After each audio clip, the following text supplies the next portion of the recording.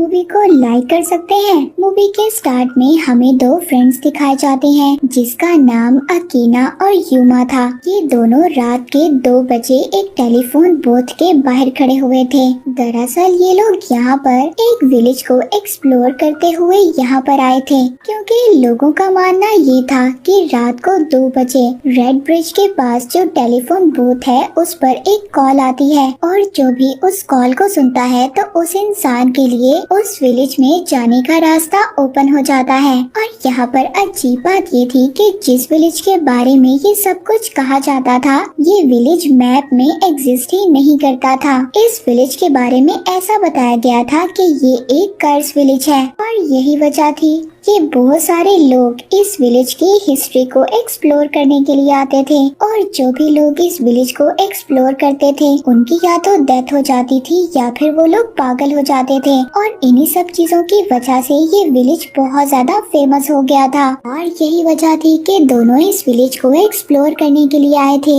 और अब रात के 2 बजते हैं और टेलीफोन रिंग करता है और अब अकीना कॉल पिक करती है। अकीना को किसी की भी आवाज नहीं आ रही थी, बस उसको एक वाटरफॉल की आवाज आ रही थी। और अब वहाँ पर विलेज का रास्ता भी खुलने वाला था। अकीना और उसका फ्रेंड युमा दोनों उस टनल की तरफ चल पड़ते हैं जिससे उस विलेज का रास्ता आता था। ये दोनों उस टनल के अंदर एंटर होते हैं। अकीना ने अपना कैमरा भी ऑन किया हुआ था, ये वहाँ पर सारी वीडियो बनाती है। अब जब ये लोग उस टनल में थोड़ा सा आगे जाते हैं तो उनको वहाँ पर एक साइन बोर्ड नजर आता है जिस पर लिखा हुआ था कि इस टनल से आगे जाकर जापान के कोई भी रूल्स या लॉ काम नहीं करेंगे। और अब युमा थोड़ा सा डर गया था। वो अकीना से कहता है कि हमें यहाँ से वापस चले जाना चाहिए, पर अकीना को तो इस विलेज को एक्सप्लोर करना था। वो अपने फ्रेंड युमा की बात नहीं मानती। अब जब ये दोनों उस विलेज के अंदर एंटर होते हैं तो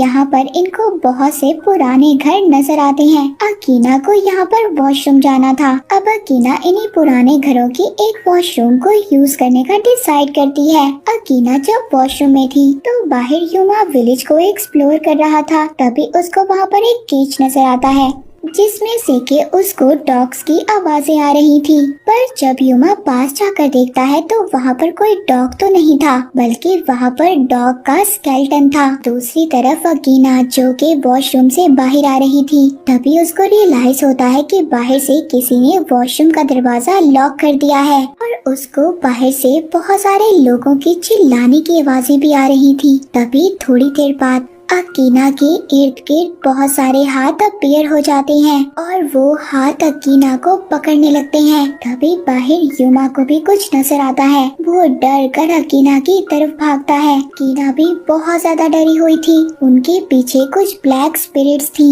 और तभी ये दोनों यहाँ से भाग जाते हैं। नेक्स्ट सीन में हम कनाया नाम की एक लड़की को देखते हैं जो कि एक साइकोलॉजिस्ट थी और कनाया के पास एक लेडी अपने बच्चे को लेकर आई हुई थी। उस बच्चे की मदर कनाया को बता रही थी। वो लेडी अपने बेटे के बारे में बता रही थी कि मेरा बेटा बहुत ज्यादा खामोश रहता है और साथ ही साथ इसको रात को बहुत बुरे बुरे ड्रीम्स भी आते हैं और मुझे लगता है कि मेरा बेटा हमसे कुछ छुपा रहा है। इसी वजह से उस छोटे बच्चे की मदर कनाया के पास आई थी। अब कनाया उस छोटे बच्चे से बात करती है, जिस पर कनाया को बात कर उससे पता चलता है उस बच्चे को एक स्पिरिट नजर आती है जिसे कि वो अपनी मदर कहकर बुलाता है। वो बच्चा सारी बातें बताकर जाते हुए कनाया से कहता है कि मेरी मदर के बारे में किसी को भी कुछ मत बताना, क्योंकि अगर मेरी रियल मदर को पता चल गया तो वो मुझसे नाराज हो जाएंगी। और ये कहकर वो छोटा बच्चा वहाँ से चला जाता है,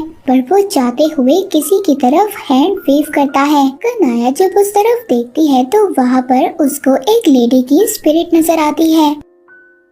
दूसरी तरफ हम अकीना को देखते हैं जिस पर उस इंसिडेंट का इतना बुरा असर हुआ था कि वो बहुत अजीब सा बिहेव कर रही थी। वो बहुत ज्यादा अजीब हो गई थी, खुद ही हंसने लगती थी, एक ही गाना बार बार गाती थी और बहुत ही अजीब से स्केचेस भी बनाने लगी थी। यहाँ पर हमें पता चलता है कि कनाया युमा की सिस्टर थी। वो अपनी सिस्टर को अपनी फ्रेंड के बारे में बताता है। वो अपनी सिस्टर से कहता है कि मैं चाहता हूँ कि तुम मेरी फ्रेंड अकीना की हेल्प करो। वो अपनी सिस्टर को बताता है है कि उस रात जब हम विलेज में गए उसी वजह से मेरी फ्रेंड अजीब सा बिहेव करने लग गई और ये सब कुछ मुझे लगता है कि उसी विलेज के कर्ज की वजह से हुआ है। अब जब युमा कनाया से बातें कर रहा था तभी यहाँ पर युमा का छोटा भाई आता है। युमा के छोटे भाई को भी उसी विलेज पर प्रोजेक्ट बनाने के लिए मिला था। वो भी उस विलेज के बारे में और भी ज्यादा इंफॉर्मेशन लेना चाहता था, पर तभी वहाँ पर युमा के फादर आते हैं और वो अपने छोटे बेटे को डांटते हैं और कहते हैं खबरदार, तुम इन चीजों में पड़े, तुम इन सब चीजों से दूर रहो। फिर इसके बाद कनाया युमा की फ्रेंड से मिलने के लिए जाती है, जहाँ पर उसको उससे मिलने के बाद बहुत ही नेगेटिव वाइब्स आ रहे थे। अब उसी रात युमा की फ्रेंड छत से जंप कर अपनी जान दे देती है। जब युमा के फ्रेंड की डेड बॉडी का पोस्टमार्टम किया जाता है तब उसकी पोस्टमार्टम की रिपोर्ट में तो ये आता है कि उसकी डेथ डूबने की वजह से हुई है और ये बात सबके लिए शॉक थी। वो तो सबके सामने टॉवर से कूद गई थी, तो ऐसा कैसे हो सकता था कि उसकी डेथ डूबने की वजह से हुई। अब इन सब बातों को युमा समझ रहा था कि ये सब कुछ उसी विलेज के कर्ज की वजह से हो रहा है। अब वो अपने फ्रेंड्स को उसी टनल की तरफ लेकर जाता है जिससे कि उस विलेज का रास्ता बनता था। वो वहाँ पर अपने फ्रेंड्स को वो टनल जलाने के लिए लेकर जा रहा था और जब युमा अपने फ्रेंड्स के साथ आता है तो वो देखता है कि टनल सील्ड हो चुका था, पर इस बात पर उसको हैरानी हुई थी कि जब वो अपनी फ्रेंड के साथ आया था तब तो ये टनल सील नहीं था,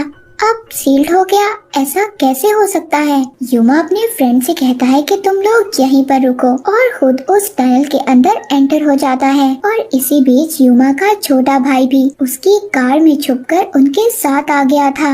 युमा का छोटा भाई अपने साथ रिकॉर्डेड कैमरा लाया था, उसको भी उस टनल से डॉग्स की आवाजें आ रही थी।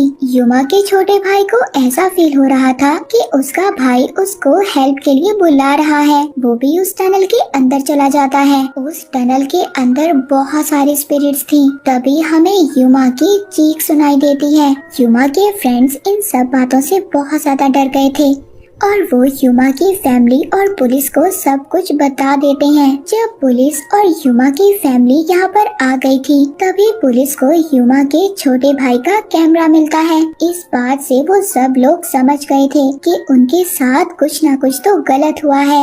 यहाँ पर पुलिस भी उस टनल के अंदर जाने से डर रही थी और सबको मना कर रही थी कि प्लीज अंदर मत जाएं। तभी युमा की मदर उस टनल के अंदर जाने की कोशिश करती है। जब उनको वहाँ पर सब लोग रोक रहे थे तो वो अजीब सा बिहेव करने लगती हैं। उधर ही कनाया को उसी बच्चे की मदर की कॉल आती है जिस बच्चे को हमने कनाया के पास देखा था। उसकी मदर उसको बताती है कि मेरा बेटा बहुत ज्यादा बीमार है और वो हॉस्पिटल में एडमिट है। जब कनाया हॉस्पिटल आती है तो हॉस्पिटल आकर उसको ये पता चलता है कि जिस डॉक्टर ने युमा की फ्रेंड की ऑटोप्सी की थी उनकी भी हालत बहुत ज्यादा खराब है और इसी वजह से उनको भी हॉस्पिटल में एडमिट कर दिया गया था। रात को कनाया उसी बच्चे के पास थी, पर जब रात को कनाया की अचानक से आँख खुलती है तो वो बच्चा अपने बेड पर नहीं था बल्कि उसी डॉक्टर के रूम के बाहर था जो डॉक्टर हॉस्पिटल में एडमिट हो गए थे। जब कनाया उस छोटे बच्चे से पूछती है कि तुम यहाँ पर क्या कर रहे हो तो वो बताता है कि मुझे यहाँ पर मेरे ग्रैंडफादर ने बुलाया है। वो यहाँ पर कुछ भी नहीं समझ पाती, पर जब कनाया उस डॉक्टर के रूम के अंदर देखती है तो उनके बेड के इर्द गिर्द बहुत सारी स्पिरिट्स थी और यहाँ पर वो सभी स्पिरिट्स सेम सॉन्ग रिपीट कर रही थी। वो स्पिरिट्स बार बार कह रही थी कि अगर फसल खराब हो गई है तो उसे खत्म कर दो और तभी वो सारी स्पिरिट्स कनाया और उस छोटे बच्चे की तरफ बढ़ने लगती हैं और सामने से उस डॉक्टर की स्पिरिट भी उनकी तरफ आ रही थी जिस डॉक्टर ने अकीना का पोस्टमार्टम किया था। पर तभी यहाँ पर एक नर्स आती है और उसके आने के बाद सब कुछ नॉर्मल हो जाता है।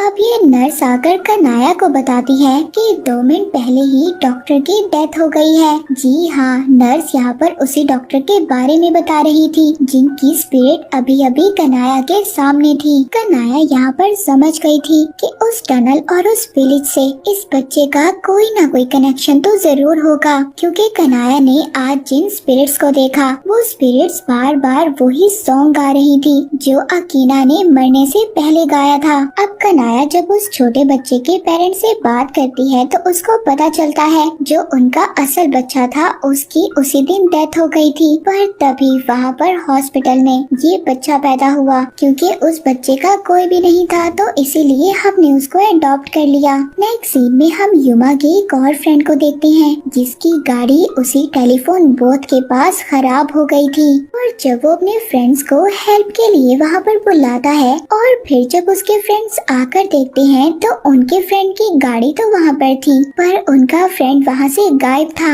और तभी उसी टाइम रात के 2 बज गए थे।